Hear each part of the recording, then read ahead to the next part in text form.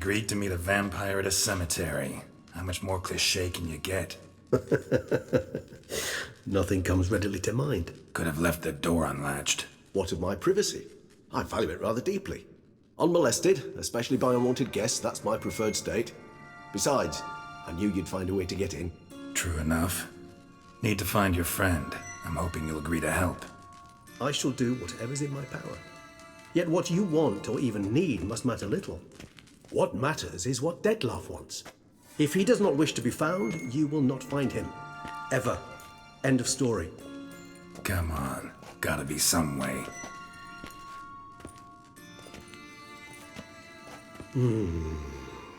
Vampires can evade detection by the senses, and no divination magic works on us. Even the most precise megoscope would be useless. And this? Could this help? Wherever did you get that? Off one of the beast's victims, found by a bend in the river. Body was chopped in pieces. 3 of those pieces were hands. Hand with the ring seemed the odd one out. Abruxa had taken an interest in it.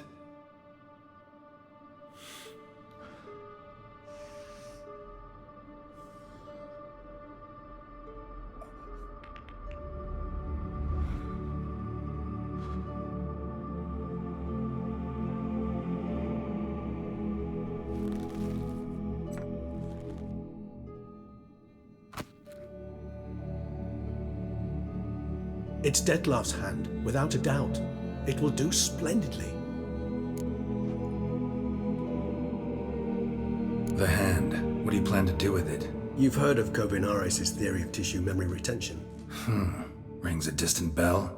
Read about it in Alchemia Oblitera. There's a copy at Kaer Morhen, tattered, nearly disintegrated. But if memory serves, Kovinares never managed to prove it worked. He did prove it, just never managed to publish his findings. He and I corresponded, you see, after we became friends. Thus, I know he completed his research and performed the first tests.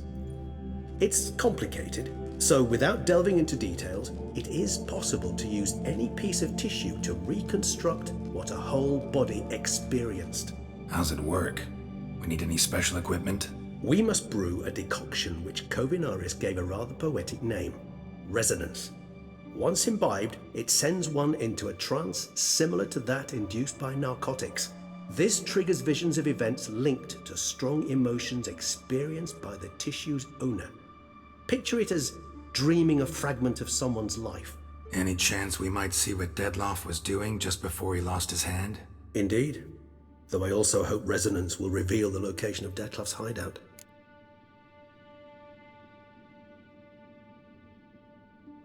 Ring's pretty intriguing. Made of no metal I've ever seen. And the ornamentation. It comes from our home, where we lived before the conjunction of spheres. It's actually mine. I received it from a dear old friend. You might call him a humanist. He saw us vampires as guests here, guests who owe their hosts, meaning you humans and the elder races, respect. Respect? Meaning not to treat us like cattle to be slaughtered for food? Precisely. And the reason why I, in turn, gave it to Dettlaff. To remind him of the ideals my old friend championed.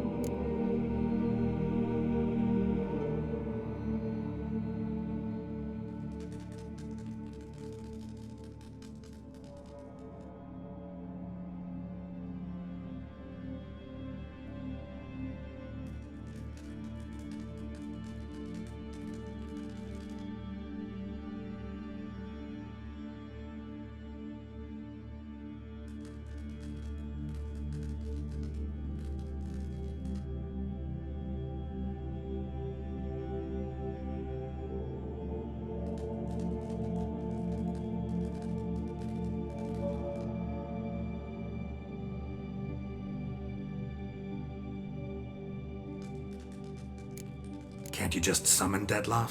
You're both hired vampires, there's gotta be a way. If I'm to be entirely candid, there is indeed one. But believe me, we will be better off never availing ourselves of it.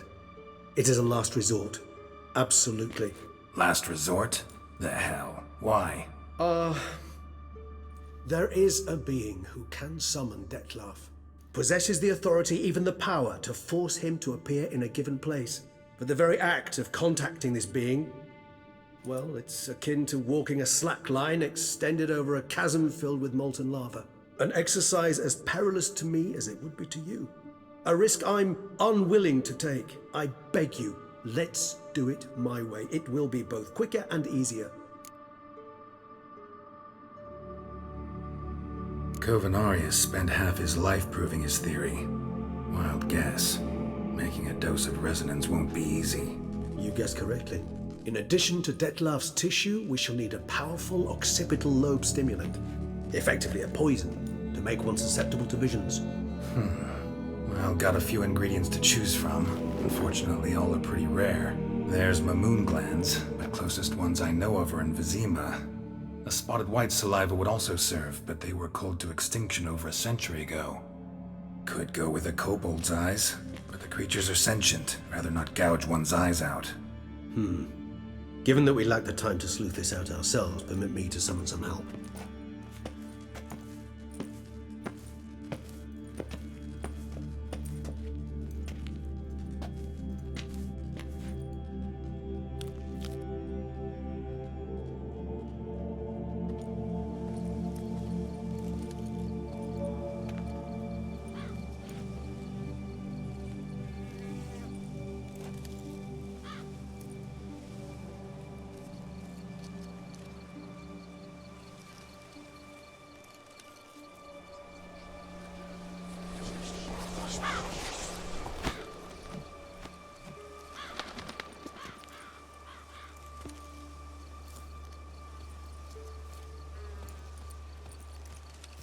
What was that? A raven? Rather a common sight at this latitude.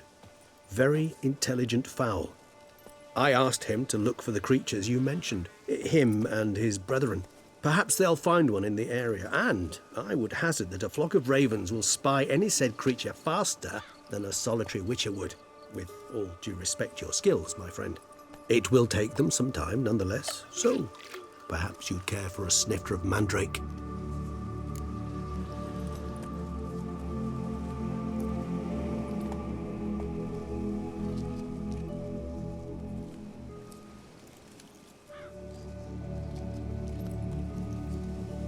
Rarely say no to a snifter. Sadly, this is but a weak infusion rather than a proper distillate. Even better. I remember your mandrake hooch. Made people say things they'd have rather kept to themselves. Now, what could Geralt of Rivia prefer to keep to himself?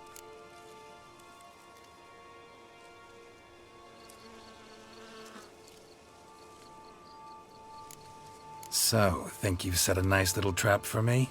Sorry. Want to get me to confess? Gonna have to try harder. I love a challenge. In that case, my ears are cocked. What must I do? How about you get the ball rolling? Reveal one of your secrets. Vampires, intriguing creatures, must lead fascinating lives.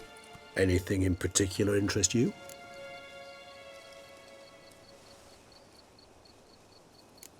Curious what you did after you were reborn. As I'm sure you can surmise, at first I was thoroughly absorbed with recovering. As it is, I've still not recovered completely. Yet I was so weak the first year that I could not stand or move on my own. Detlef bore my weakness bravely, showed great patience. If not for him, I wouldn't be here, and I'd have regenerated far slower. Once I could at last stand unassisted, I set off for Bruges, for my one-time home of Dillingen. There I led the peaceful life of a rural healer and surgeon, enjoying my neighbours' respect and, in fact, constituting the exact opposite of the monstrous vampire the populace imagines. Bruges, you say? Rebirth make you sentimental? Perhaps a dash. But what of you? Where have you been? Ever find your Cirilla? Back then, yeah. But we parted again soon after. And when the time was ripe, she came back. Defeated the Wild Hunt together. Ooh. Seems I certainly missed quite a bit while I was absent. True enough. But it's a conversation we'll have another time. Need to know more about you now.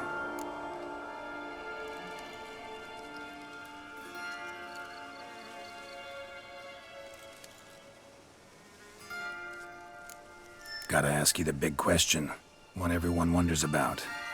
What happens after death? You wish me to tell you if the human belief in the gods is well founded? Well, that I do not know. We vampires differ exceedingly from you humans. Our matter, that of which we are composed, can exist without form. We require neither a heart, nor a brain, nor air to breathe. But were you dead? As humans understand death, yes. Feel anything? Understand anything? It's rather hard to explain. I felt something very unsettling. Something I cannot even name, for I did no reasoning. Only after rebirth did I begin to understand that what I had felt was cold and unimaginable fear. If not for Detlef, I might have drowned in an eternity of icy terror. Can't have been alive then. Sheesh, experience like that must be vicious. Indeed, it's hard to compare to anything I know. Yet you are aware we don't see death as you do. The way you cling to life, we find it entirely peculiar. You are mortals, ergo it's a foregone conclusion. You will die. It's but a question of time. Thus, I often find myself wondering why you try so very hard. To die at 20 years, 40, even 100, what's the difference? They're all but the blink of an eye. Depends on your point of view. Man who's got 1,000,000 crowns to spend can't possibly understand one who's only got 20.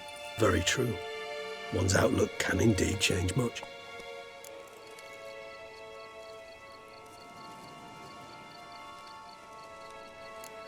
Got a new life, a new body. That give you a new start? Blank slate? Starting all anew is a very broad concept. What exactly do you mean? Your blood addiction, say. Wondering if your body's the same, if it still remembers. Maybe if you drank now, you wouldn't get hooked. All addictions are a form of slavery. Re-addiction's not a risk I'm willing to take, just to test a hypothesis about corporeal regeneration and whether propensities carry over. Fair enough. Curiosity, that's all. Sorry. Not to worry, Geralt. Curiosity is a natural reaction under the circumstances, apart from which I've always valued that trait in you. Always fascinated me the way vampires can regenerate. A hand growing back is one thing, but Detlef recreating you out of a wet smear? Something else entirely. A difficult and laborious process, but one that's possible, as my presence proves. But I've heard you too had quite the adventure. They say you lost your memory.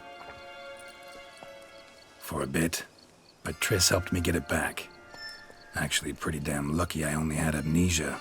Yes, you humans are rather buggered in those terms. To strip you of life is, well, it's just plain easy. I've always pitied you in that regard.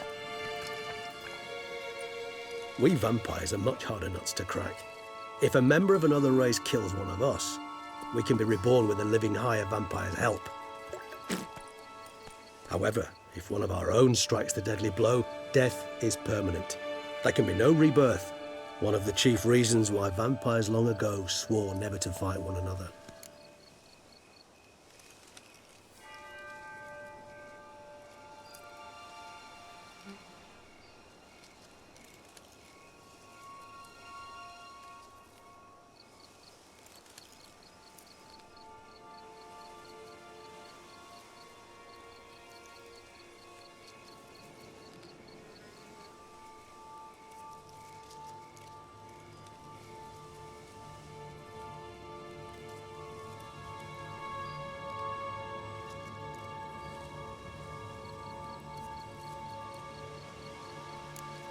All right, give you one question.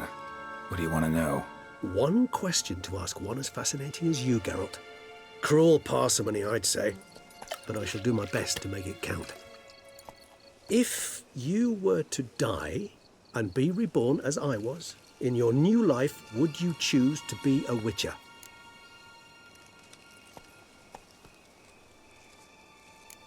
See, Regis. Doubt I'd know how to be anything else. Ever tried? See, you're determined to get an answer, to find out if I like being a witcher. Just refuse to ask directly, as always.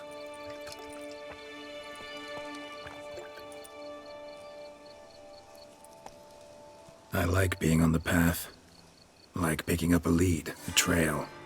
I like the tension right before a fight. And nothing gets my adrenaline flowing like battling a beast. Even gotten used to people treating me like a freak, an outcast. Yeah, not something I think about much, but I like being a Witcher. Thank you for being honest. Honesty is an attribute of the truly brave, and thus a privilege of the very few. Still no sign of your winged friend. Sure it understood what you wanted? Dead certain. Let's wait a bit longer. It'll return soon, don't doubt that for a moment.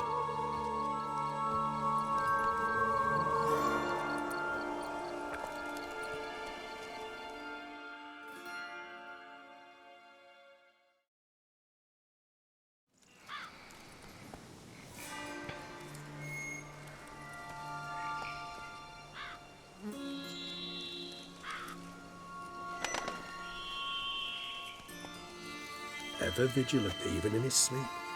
Quite vampire-like, in fact. Are you absolutely certain they don't administer a few of our genes during the trial of the grasses?